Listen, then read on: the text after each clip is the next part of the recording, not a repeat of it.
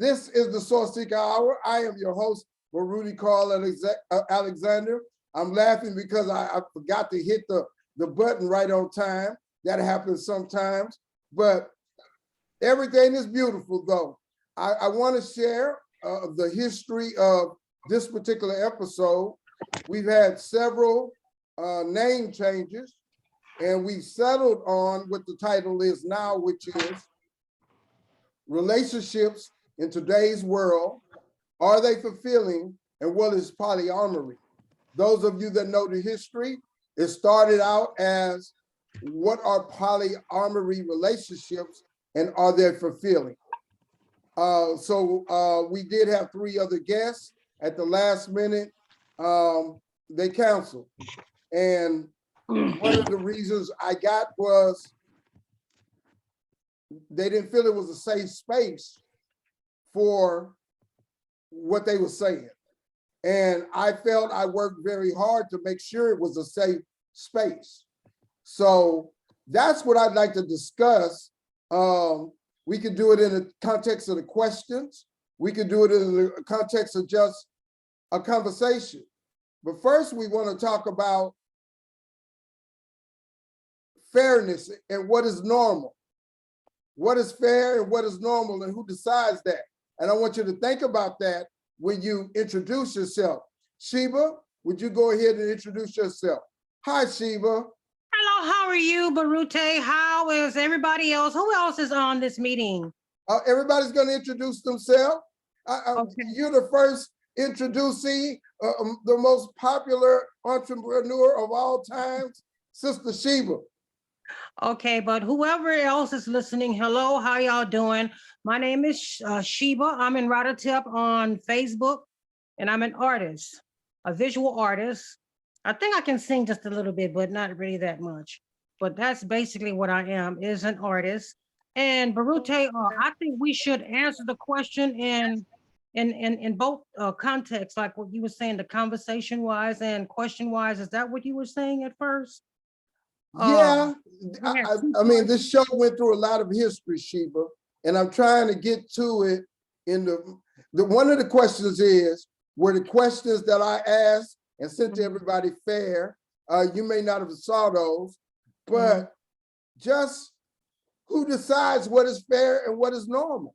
But you know what? I think both people decide what's fair and what's normal, but most of the time in relationships now, it's whatever's fair and normal to one person is not fair and normal to the other.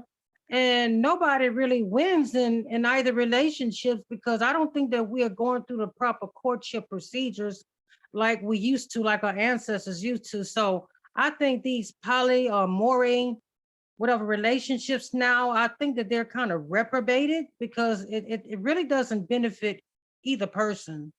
You know, unless people have some type of spiritual base or some type of morals or ethics, I don't think it really works. You know, and I think that people— I don't think we can automatically say that those who practice that don't have morals and values and all of that. I would love for them to speak for themselves, though. Well, the reason why I say that, and according to my experience, you know, by observing those kind of things, is that you observe energy from every person that you're dealing with, especially sexually. And that's why a lot of people just run around all bipolar and all crazy in the head and whatever, and wondering what's wrong with them. It's because they have all these energies that they absorb with sexual relationships, what they have with these different people and polyamory relationships. So that's why I say it's kind of like reprobated, and some people just think that it's normal. Well, they think it's normal, but to me, that's not normal, because behavior is not normal. They have crazy behavior after they deal with all these different types of people sexually. It messes with my energy field. I'm like, get away from me. It's something not right with you. So. Okay, you shared how you felt, Sister Sheba. Sister Kamaria, can you share your introduction and what do you feel about fair and normal? Hello, everybody. I am Kay Speaks. My first name is Kamaria, but you can also call me Kay Speaks. And I am also an author, and I am also a retired educator. Who knows, I might get back in the game.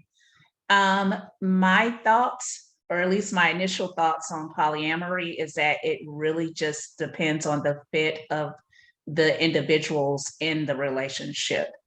And I feel that no one can truly, truly understand what the individuals who have chosen to enter that relationship are going through unless they have either entered it into them themselves, or they are a close confidant of said individuals and they feel like they have a safe space to even discuss the relationship that they have chosen to get into. Now, I know that it's personally not a fit for me personally, but at the same time, again, I feel that those who choose to enter into a poly relationship really need to define that for themselves.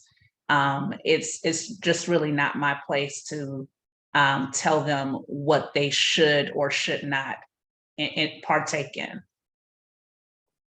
Well said, well said. Sister Earth Waters, I understand your message now. I got it. Would you like to share as you are? Yes, I do apologize for my camera being off, guys. Doing two things at once. However, I am Earth Waters from the Hate Movement, poet, educator, the list goes on. But I believe society shapes what normal is.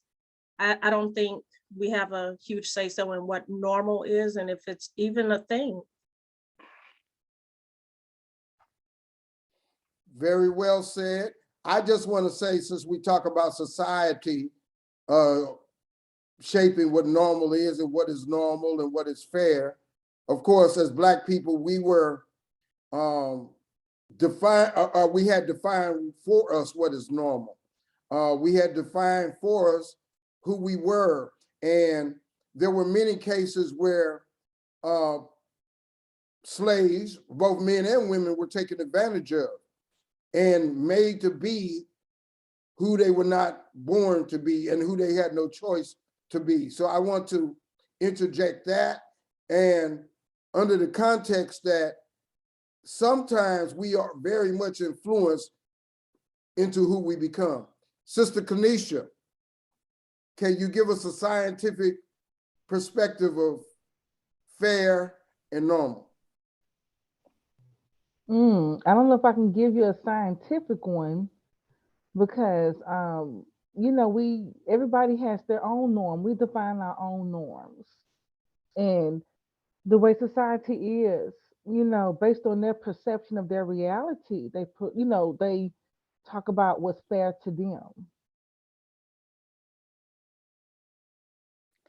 Wouldn't that kind of back up what I'm saying to a certain extent, that we are made to be in a lot of ways who we become? Of course, certainly factors of genetics and the power of your parents to shape your life, but it also depends upon the environment that you're raised in and what you are exposed to into who you become. Would you agree with that? Yeah, I would say that plays a role. I would say so. It doesn't necessarily mean you'll stay that way the rest of your life. You know, whenever you're living in your home at a young age during your formative years, you know, your parents are planting seeds, you know, not just based off of what they teach you, but by what they show you. And so we also have to bear in mind when it comes to societal norms. See, the significant people in our lives who are raising us, they don't necessarily, if you think about it, teach us about how the world truly is. They raised us based off of how it's supposed to be, you know, and see, that's their advantage where they, you know, pretty much teach us their core values and belief systems. We would hope that's not, we would hope, but we know that's not always true. I know. Yeah, sometimes the ones that we raised with do us the most harm. And that is such a shame. And of course, I pray for people in those situations. But for the most part, I'm talking about we learn to have some say-so in who we become, unless there's some real extraneous influences that makes it very limited about our choice. Brother Dr. Veon, what do you say about the subject of fair and normal? And while you're doing that, you go ahead and I'm gonna check our Facebook feed. Okay, yeah, I'm Veon McReynolds, AKA Dr. V. Of course, I do the program called Tour de Hood, Third Ward Bikes and Third Ward Tours under the umbrella of Tour de Hood. The whole thing of normal, basically, you could use the statistical approach where you do a sample of all the people or all the people you can get, and then count them. And the ones that, pile up the most in the middle of the normal curve, that bell-shaped curve at the peak, that's what we would call normal. And that's what behaviors we would see most often. And then as we go out on the tails of that, that's where we would find this abnormal or deviant sort of behavior in general society. The whole issue of fair, I will never forget, one of my professors taught me about fair. He said that the fair comes to town once a year. So basically there's nothing fair, or, that's not a concept that's really applicable in most situations. I just want to, comment on the environment. The environment does have a big play in how we think and how we act. The chemicals that we put in our bodies, the chemicals that are just in the atmosphere, we take those in and they change our mental processes. And actually, it changes our genetic structure. So that's one of the things that we might want to think about when we're talking about relationships. But one of the normal things that people have is that so-called thing it's the side piece, which in that relationship generally, it's a man having used to be a man having another woman. He was married and he had another woman. The other woman knew about the wife, but the wife generally wouldn't know about the other woman. So in that case, there was some type of relationship there going on where they knew there was multiple, but all parties didn't have that information. So anyway, I just want to throw some stuff out there. Understood.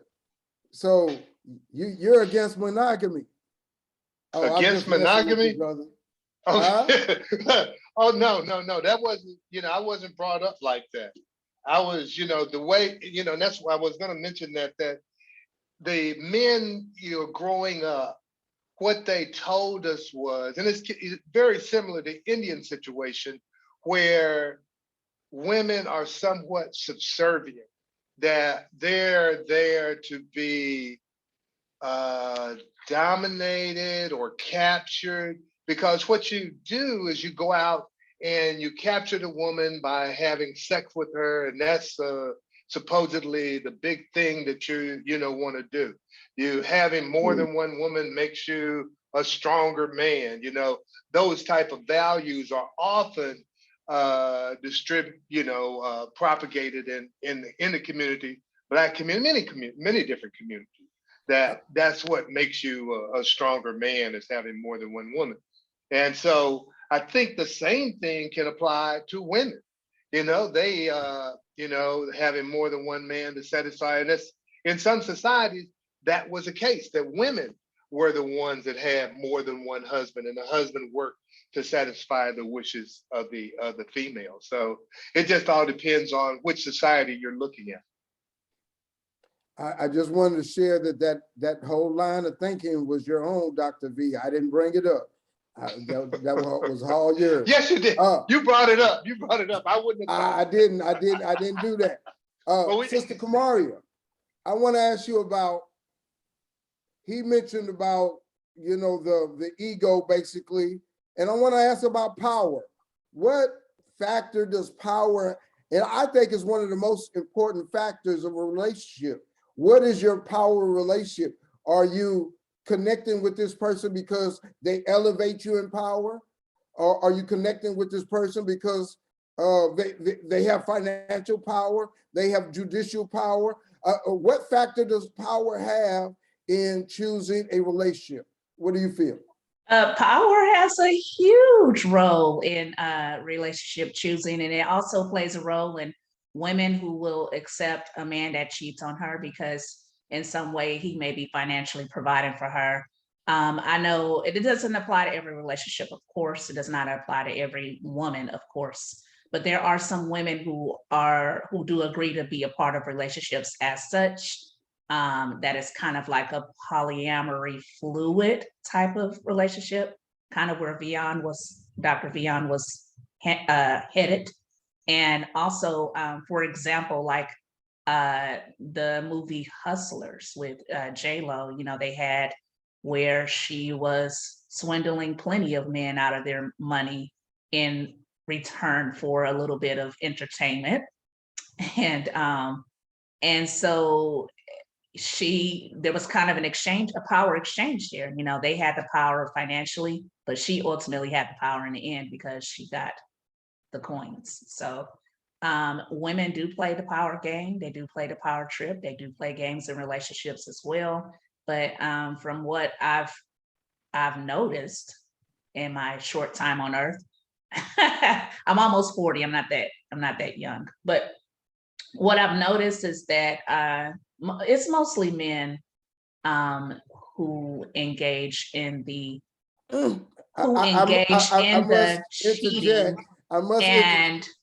Yeah, it's mostly men, but you know, women do. Are we going to have that argument, Kamaria?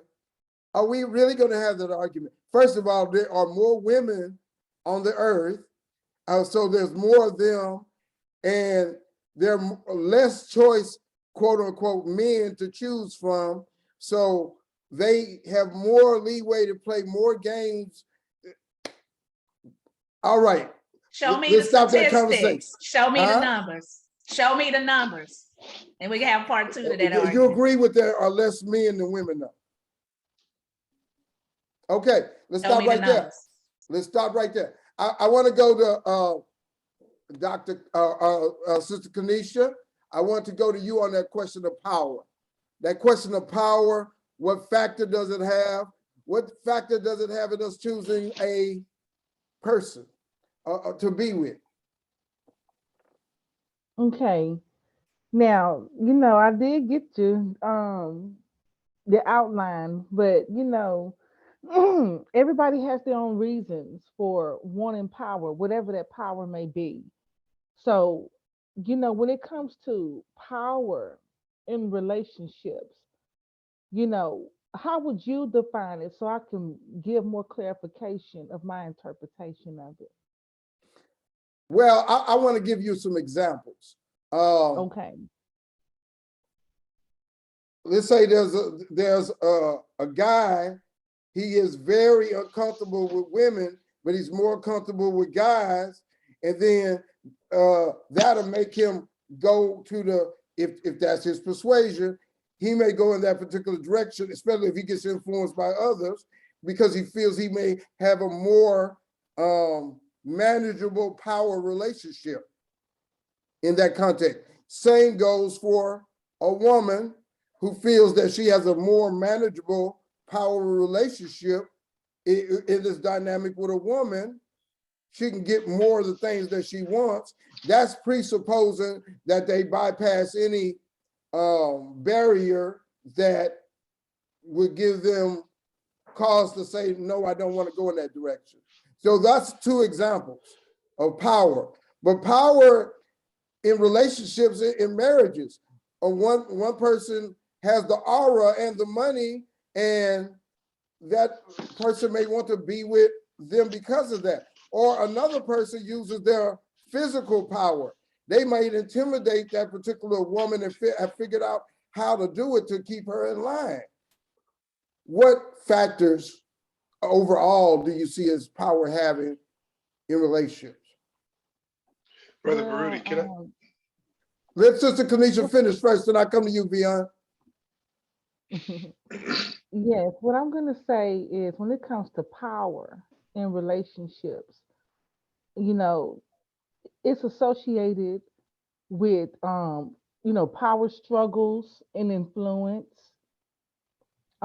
It's associated with conflict as well if you're going to have a healthy relationship, because your strengths are supposed to complement your weaknesses.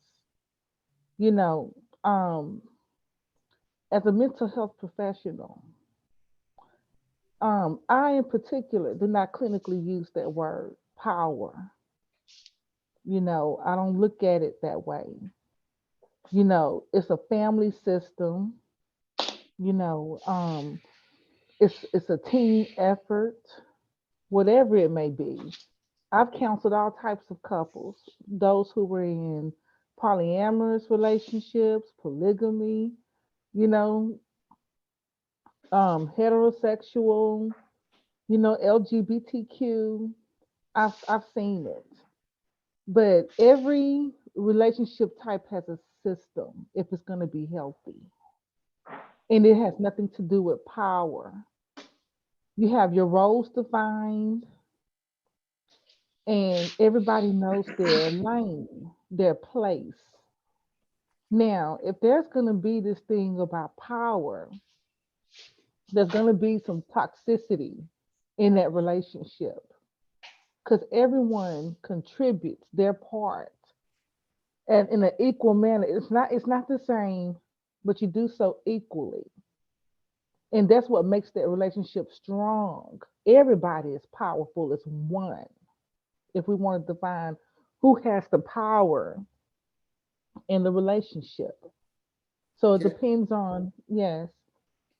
I just want to say, even if we don't use the word power, Sister Kenisha, there are, of course, movements in relationships to get other people to see things your way and to do things your way.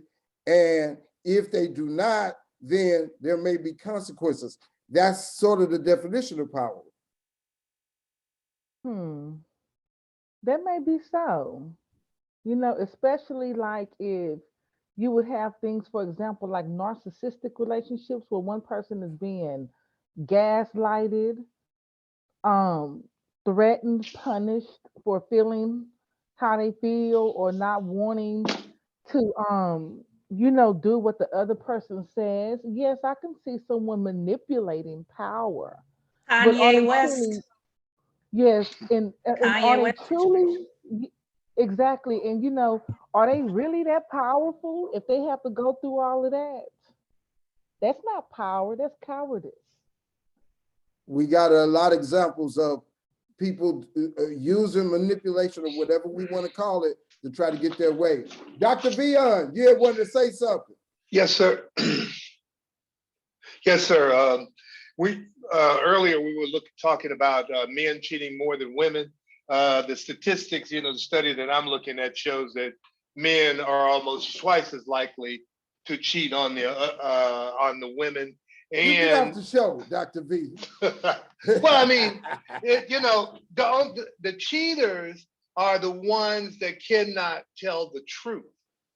And that's what we have to get away from is lying. I agree with that. You're on pause there. Sister Sheba, I wanted to come to you. Sister Sheba, the same subject, the subject of power. What do you feel? Well, somebody's got to have the money. Can't be two broke people in a relationship, But people are always looking for something in the other person, whether, I guess you define it as power, whatever fulfills them.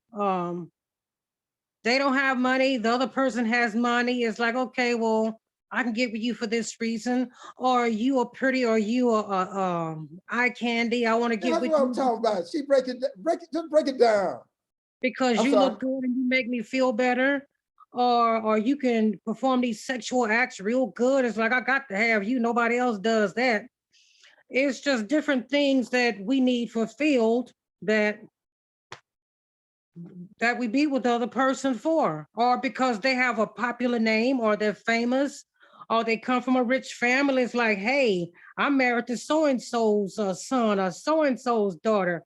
You know, that makes me somebody. I want y'all to worship me and look up to me. You know, I'm a big wheel now. So That's exactly what I'm talking about. See, that Sheba, yes, that's what I'm talking about. Earth Waters, you want to comment on this? Yes, I'm gonna touch on a statement that Dr. V made earlier. I know he said like, well, the problem is when the men lie about cheating.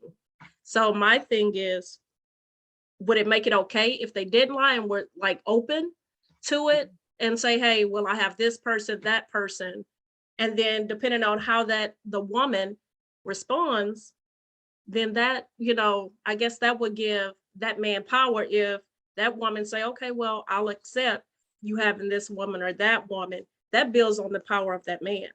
And then going back to Sister Sheba, she touched on like a really big thing, because I've heard women with the mind frame of, I have one to take me out on dates. I have this dude to, you know, because he looks good. And then I have this one for backup, and I have this one for that reason. So I think that's what the mindset is what build these poly relationships, and people I are just want to accepting interject this this. lifestyle. I just want to interject this. I've heard a lot of women kind of mention about doing that, but they don't see it the same way. They don't see it as with, you know, multiple guys and so forth. They look at it more departmentalized, you know, just like you were saying. I don't know, but I've heard things. So I just want to say that. Go ahead, Earth Waters. I'm sorry. Let me shut up before I get in trouble. But no, that I just think that those type of behaviors and mindsets is what should, you know, build these poly relationships, because some women and some men, they're too afraid to say, okay, I can't do this anymore. So they find themselves accepting this stuff from other people. And, you know, no longer is it side pieces anymore. That's over and done with. We had side pieces back when Big Mama and Pawpaw, you know, that has always been around, but this new thing is becoming so common because people are accepting to be shared amongst 2, 3, 4 people. I really believe my statement is that you're fragmenting yourself as human beings when you spread yourself that, because there's only one you and you only have so much power and energy. And the more because you can't use your full power and energy when you're in multiple places, and you got to be multiple people, as well as I think you have to have something strong to stand for. Now, I'm not saying people that have different lifestyles, polyamory or different lifestyles, don't have strong principles. But I will say that human beings were created one way, and we have to come to a certain other sense of normal to have a difference of that particular way. Now, I'm not the number one definer of what is right and wrong and what is normal, but I do know we were created as human beings. And so I will stop on that particular point. Sister Kamaria, back to the question of power, but also through the question of who were we created to be? Who are we created to be as in terms of? I guess that's getting into purpose. Do you believe we were created to procreate as man and woman and to move forward? One argument that I have is, as a Black people, anything that really dilutes our family structure of growth and upbringing, because we have so many factors built in against us, anything that further does that, I see as a detriment in a lot of ways. And so anything that moves away from man and woman in a full context, I think there's a problem with that as moving forward as a race. That's my comment. I struggle with that, Baruti. There's just so That's many fair. layers. There's so many layers to it. You know, I am a proud Christian woman, and I also have friends who are in the LGBTQIA community, and I love them to death, you know, and I have family members who are LGBTQIA or who even identify as the term butch. They say, I'm a butch, and okay. And I have family members who identify this way, and I love them, you know. So it's kind of hard for me a little bit to talk about the subject. But as far as our purpose and our why and our procreation, you know, the Bible is clear, first and foremost. But I still love my friends to death, and I love my family to death. And I don't make it my point to breathe down their throat about morals and values. But as far as something like polyamory hurting the Black race, I really think that is false. I think what the hurt is coming from is from mostly people in our community looking from the outside in and not having a true understanding of that intimate relationship that they have for themselves and assuming that it's about cheating. Now, in some cases, it might be. In some cases, the polyamory relationship might be toxic.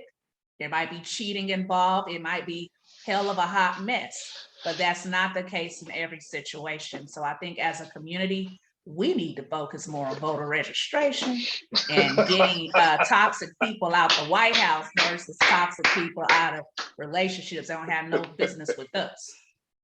I agree with that.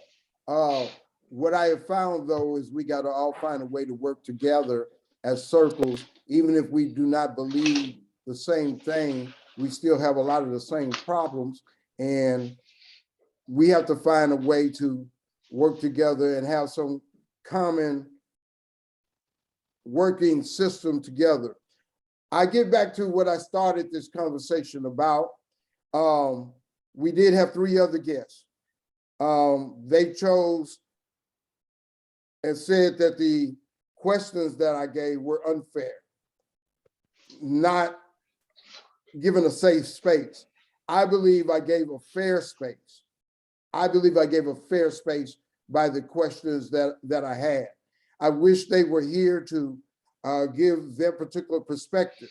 That would give us a more overall understanding of that particular discussion. But since we do not have that, I continue to throw it out. Kamaria, let me come back to you. Do you think that my questions were fair? You did mention some things when you looked at the questions. No, I just need a clarification on your questions. Sometimes they're ambiguous. They call that And Barudiisms.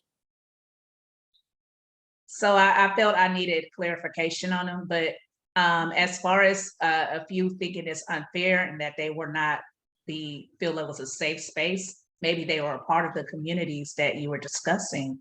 And I think they should still have a room to speak, you know, but I can't control their reaction to your question. Well, So, that was my particular. and neither can you, Baruti. You can't control someone's reaction to the questions that you come up with, but I do appreciate you sending questions in advance. Yes, and that's what I meant about fair. And let me give a disclaimer. Before I sent the questions, I asked them, did they have any comments or things that I wanted to bring, that they wanted to bring up? So that was offered before I gave them the question. So I definitely believe I provided a safe space. Same question to you, Earth Waters. Do you think the questions were fair? Yeah, I believe the questions were fair because the questions were not directed in a way that would make them feel uncomfortable. Well, you know what, I can't determine what will make them uncomfortable or not, but I just feel like the questions were fair, as it was universal questions. It wasn't, targeted towards that community, to make them feel like there were, the principles or values were not acceptable, or whatever the case is. I support the questions. Sister Sheba, did you see the questions? Based on what you guys were saying, I don't think it was anything wrong with the questions at all. And I think if they didn't show up because that was an excuse, they probably didn't want to be on the show. Because to me, that's ridiculous. That doesn't make any sense. There was nothing wrong with those questions. Nothing. Well, I wanted to broach this a little bit about the question about Kevin Hart and Genuine. There's been a lot of, discussion about that. One issue that I had was when the LGBT community had a problem with the comments that Kevin Hart said. As a father, he has a right to say that, I believe, and shouldn't get, it's too much cancel culture. He shouldn't have got jumped on for saying, I don't want my son to be gay. I would be upset. Exactly. And he would act in a certain way. He has a right as a father to say that. Exactly. And, so that was one of the issues that I had. Anybody else want to comment on this discussion we're having? Sister Kenisha, you want to comment? Yes, the part where they were talking about, you asked about if Kevin Hart was wrong for saying that he didn't want his son to be gay. With the LGBTQ community, I mean, that's a sensitive topic,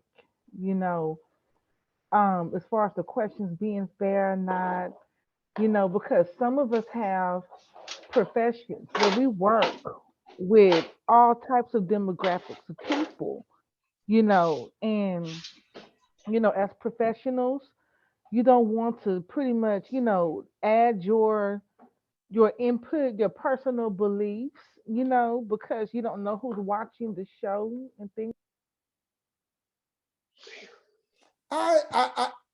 You're on mute again. You're on mute again, Sister Kenisha.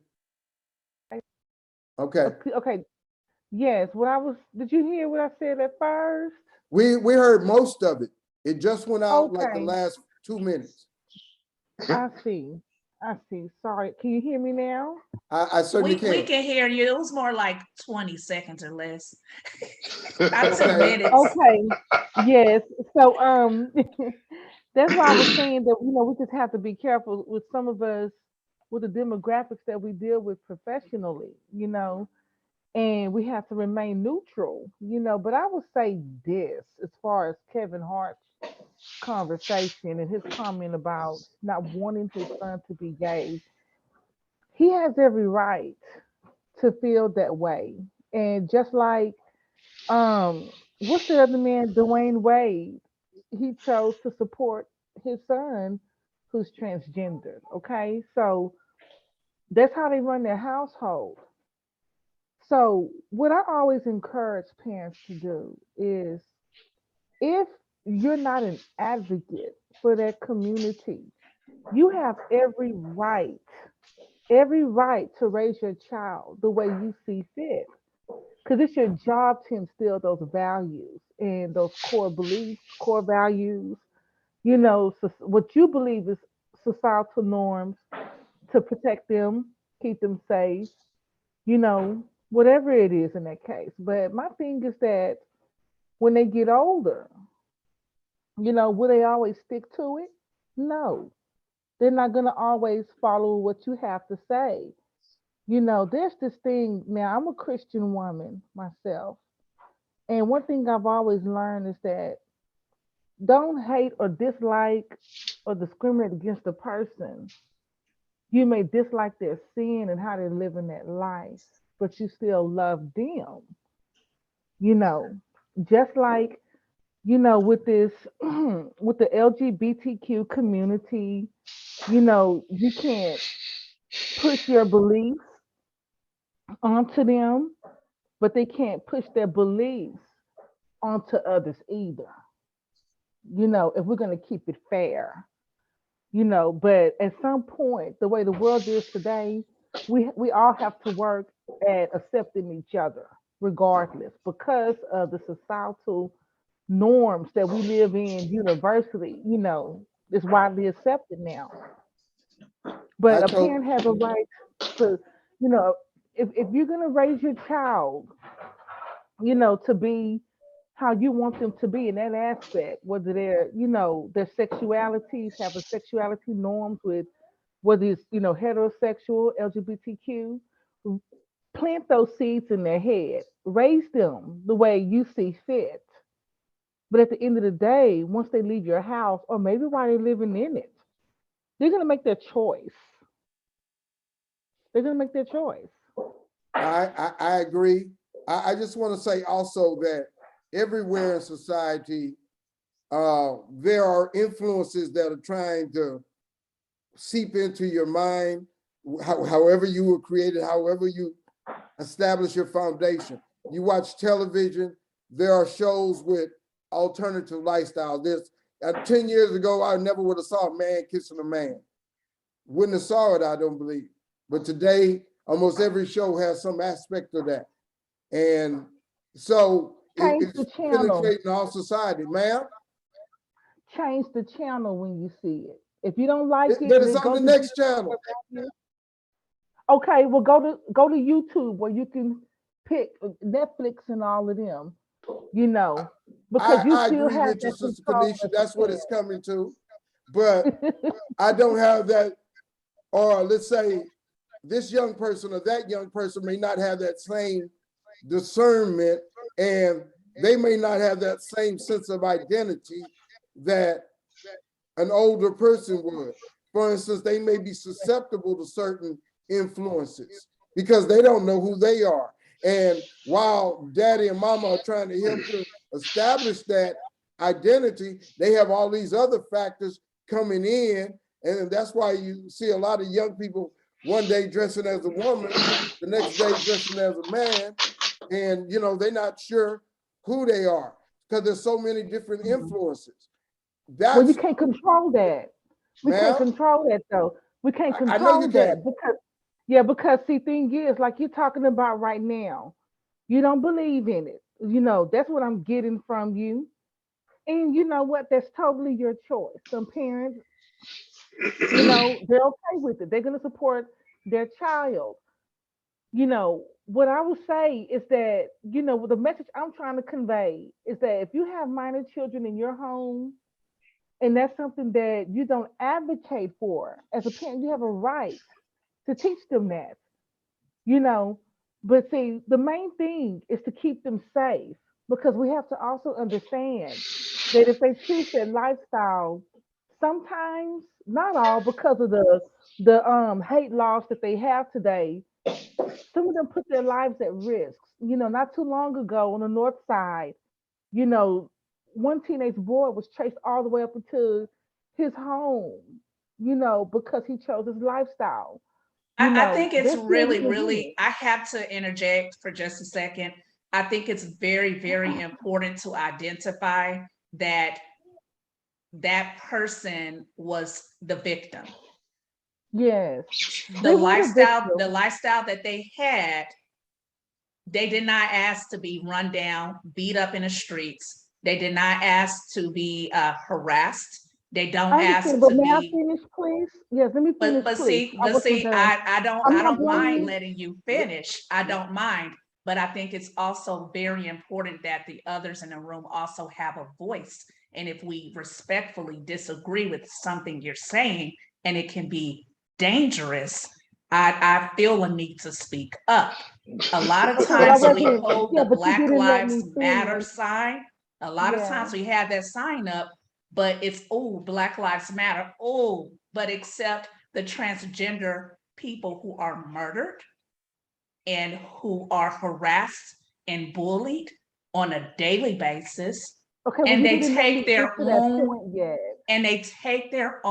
lives. And that's hurtful. And that's It is all I'm very going to hurtful. say. Yes, well, see, you didn't allow me to get that far Go yet ahead, before you Kanisha. interjected. Go ahead. So my thing is that, yes, those are the risks that are involved. You know, like I was saying, the young man, the teenager, actually, that child was chased into his home. And so I think it's important for parents to teach their children, just like you have people who are African American, you know, anyone who doesn't agree with social norms, whenever you go out there in this world, there's always going to be someone who is judgmental, who's going to have their own opinion, judge you, and treat you according to where they see fit. And so we have to be careful with that. That's what makes it dangerous, because you don't know what be on people's mind. I encourage parents, teach your child to be safe, because when they're in your home, you have your rules. You know what you're going to raise them to be as. They're not going to always do that because of that influence. As far as you having the television shows and all of that, you seeing everything with the men kissing men and you don't agree with it, that's your choice.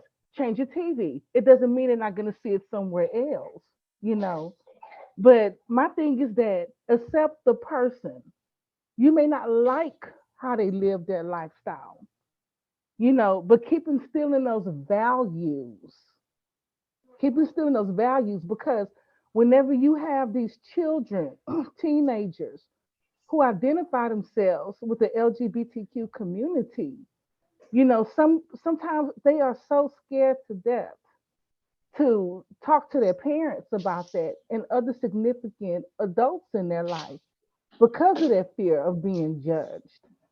They go to school and they're called all of these names. We may think that it's widely accepted, but they're picked on too. They're bullied still, and that's what leads them to wanting to commit suicidal. They become suicidal that way or have ideation. But what hurts the most is when they live in a home. And I've heard this come from my children when they tell me about their classmates. What hurts the most is when their parents are shunning them, disowning them, and mistreating them because of it. If you Let don't me want them wearing a, if you don't want them wearing your boy wearing a wig in your house, set that rule. It doesn't mean that they're not going to do it. So it's a really controversial topic, as to why people may have backed out of it, but there's a way to work around it to make it less stressful on both ends. And so everyone can be themselves, regardless of who likes it. I totally agree. And let me say Can I this. make a comment? Hold on, let me finish. Let me make my statement. Hold yours, Veon. I am a father of three. I cannot control what my kids will do and become. I always want to love them, whether they choose another lifestyle or not. I want to be someone that is respectful and fair to whomever I come across. And I felt I was respectful and fair to the sisters who were going to share that particular aspect of life. And if I did not meet that goal, I'll try next time harder and to try to be much more sensitive and understanding. Go ahead, Veon. Yeah, one of the things that I see that we're not getting at is the reason or the cause. Like I go back to Kevin Hart, that I think I forget what he said, but whatever it was is I don't want my child to be gay, homosexual, or whatever. It's to say that to another person is like saying that your life does not matter. It's almost like you go back to the old South. I don't want my daughter, as a white male, to marry a nigger. You know, that you take away the humanity of the individual when you say that I don't want my son to be gay. I mean, if I could help it, you know, maybe that would be that would be different. And that's where I want to move toward. Is it a biological and genetic determinant, which that's what the scientists are leaning toward. They generally definitely talk about a biological component related to homosexuality and abnormal sexual behavior in that case.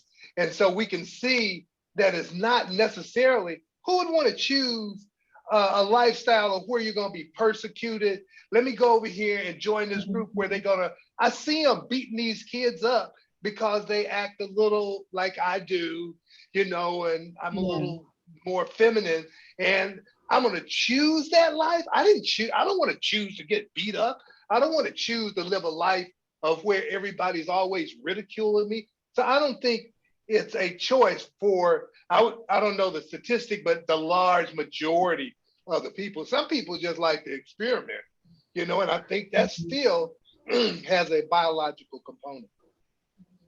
Dr. Veon, you know, I've heard parents not only not advocate for the lifestyle because it goes against their moral values, but a lot of them were afraid of hate crimes, you know, especially if they identified with being transgendered. I've gotten that before, you know, because I'm telling you, a couple of weeks ago, when I read that article about, I believe that child was either 14 or 15, and he was chased into his own home. He was still a person.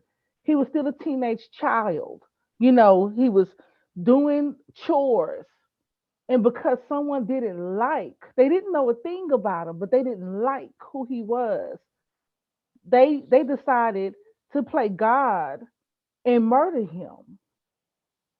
And Just see, like that's why we Arbery have to and so play. many other cases when Black people are involved, same sort of prejudice. Yes, and see, you know, I've heard parents that that was the number one fears that they've had was about their children, not only their moral values, but their children being picked on. You know, we have to look at it from all angles because there are parents out there who will support the lifestyle. That's their prerogative, just like those who don't, you know, but you know, just to keep it general, you know, I just wanted to explain, you know, how that works on all ends based on experience. I just want to say, in no way is it any way condonable any type of violence against anybody for the No, way it's that they not. look, for the way that they No. behave, for the way that they choose to live. So that is nobody would like a violence upon them, and you shouldn't put violence upon anybody else. So that is a very important point. We are heading toward the end of our show. Very powerful topic. I wish the sisters that wanted to represent that view had showed up. We'd have learned a lot more, but it was very, very informative on so many different levels. And I want to give everybody a nice statement as we finish up our show. And Sister Earth Waters, I want to start with you. Yeah, I'm still processing everything that I've heard. I just feel like the community, because you know we're talking about poly and all of this stuff, but the LGBTQ IA whatever community, I believe what it has done is place fear in many people, because it seems as though we're afraid, or you know, I hear sensitive topics. Racism is a sensitive topic, but we talk about that freely. But I just believe this whole community has put fear in us where we're too scared to speak out or say exactly how we feel. Why? Because where we work, or, you know, who we know, and all of this stuff that I'm just still trying to process it, brother. That's all. But I hear, you know, I just feel like that community has put fear in, you know, we even going back to Kevin Hart, you know, freedom of speech. He say what he have to say, but no, we're judging him because he feels the way that he feels, you know. So I just think it's like, it's all over the place. In a lot of ways, I can understand the sensitivity because of what you all said about the threat, the physical threat that they fear. And I understand that. At the same time, Fear it shouldn't be that, hello? Somebody had a comment? It shouldn't be that they bully people that don't believe their way. But the key thing is to not have anybody physically harm anybody else because of the way that they choose to live or believe. I mean, as Black people, we have been held the burden of that for so many years. So we should not be in any way accepting of that. Sister Sheba, you want to speak? Yes. I believe that God made man and woman to be together, to procreate, to produce more like us, more species. But as we know that some people are born gay and some people are not. I have a lot of gay friends. I love everybody. I get along with all races, all everything. But like I said, man and woman were made to reproduce, and two men and two women cannot reproduce. And if too many of us felt that way, then the human race would not go on. And another thing, like the sister was saying, people, it gets on my nerve when people act like they're so scared. Oh, you can't say this, you can't say that about the LGBT or whatever community. It's too sensitive, it's too this, it's too that. That gets on my nerve. But anyway, that's all I have to say about that. You want to share how people can reach you? Great artist, by the way, wrote the cover of my last book, drew the cover of my last book. Great artist. I got another couple of books coming up. I'm gonna need your artwork on that too. You want to share how people can reach you? Yes, you can always find me on Facebook under Sheba Amenratatep. That's Sheba Amenratatep. So you can find me on Facebook. I am an artist of all genres. And it was nice meeting and hearing all of you guys. Hope to see you again soon. Peace and power, my sister. As always, thank you very much. Dr. Veon, give us a word. Yes, sir. One of the things that, you know, the overlying theme throughout was the whole notion that people chose, they made a conscious choice. And I think that's one of the problems in our society is that Kevin Hart believed that his son could maybe choose to be gay. Many families think that their children are just choosing a particular lifestyle and they should not, you know, do that because they have the power of choice. But when it's out of your hands, that it's we could say, well, it's a mental, we could call it really is an abnormality. It's a mental abnormality that is occurring. We can accept some sort of abnormalities, but this sort of abnormality, we can't. We can accept if you're, dyslexic. We can accept if you're autistic. Yeah, we can accept if you're artistic, which is, you know, different. All people aren't really artistic, you know, so we can accept those deviations from the norm. And I think just for this conversation, one of the things that we need to take out of the conversation is that the people had a choice to be a different type of I don't think we person. can say that 100%. From my research, it has not totally been clarified to say that how much of it is choice and how much of it is, you know, born or inherent. I believe that that's still being determined. But one thing I know is that you have influences that come in your life, and influence help you decide and make choice on who you're going to become. And those influences can influence you one way or another. I mentioned when we were starting out that when it was on the plantation, the black man, in some cases, he had an overseer who was gay. He didn't have a choice.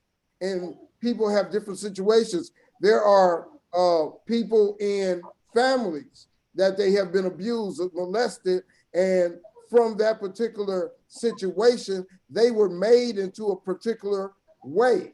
So I don't think we can totally say it's choice. That's what I say on that. Anybody want to comment on what I said? Yeah, I want to comment. I want to comment because it's, but even if you go back and talk about the abuse, that abuse changes the biological structure of the person. And so we still have to go back to that it could be a medical condition rather than a choice.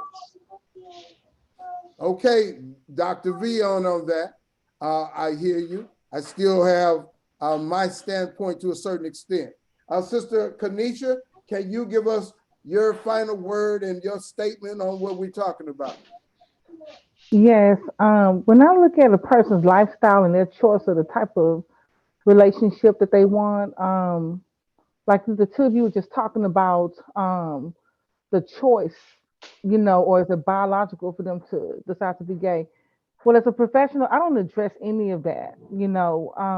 I address whatever situation that they may be having related to that issue, teach coping strategies, radical self-acceptance. Let's see, it's a number of things depending on what that person is going through, because, just like Black people are considered and Hispanics, are considered to be minorities, the LGBTQ community is, they're considered to be minorities as well.